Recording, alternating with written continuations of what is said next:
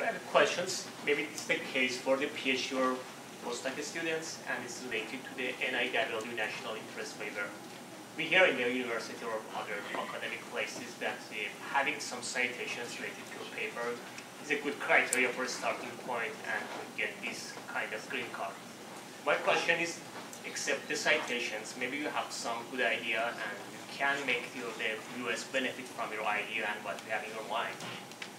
How you can convince the US or maybe other organizations that related to these applications that if you get the green cards, we can make the country benefit from the technology. In other words, just have some citation is the only way, or is there any alternative ways that make you hope to apply for this kind of thing?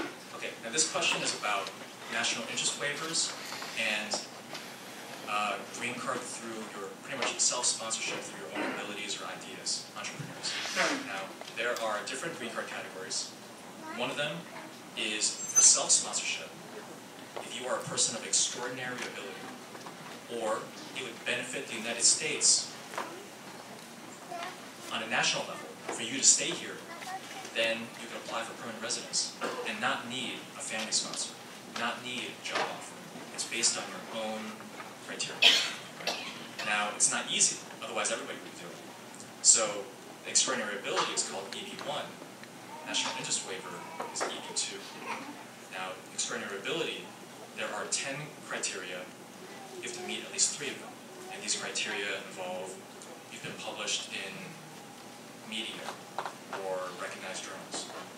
You have completed work of major significance. You've won major awards. You are paid a lot more than your peers. You have been asked to judge other people's work. So there are 10 criteria. You have to meet at least 3 of them. You need to show that you are at the top of your field, whatever that field is.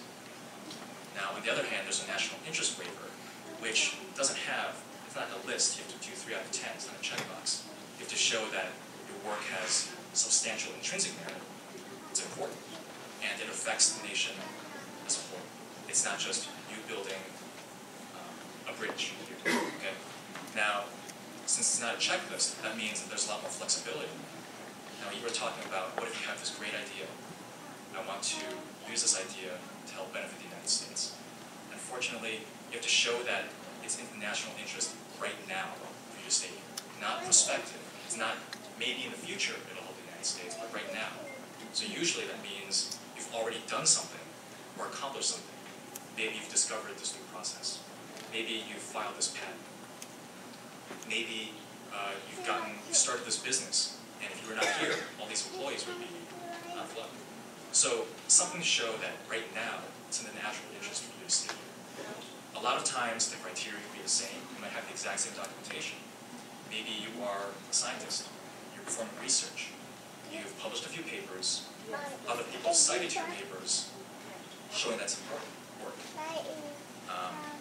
Maybe you've got some patents in line, or maybe you've something to show, to distinguish yourself from everybody else. You decide, do I want to go extraordinary ability route? Do I want to go into the national interest waiver route? And is it going to be a question of strategy?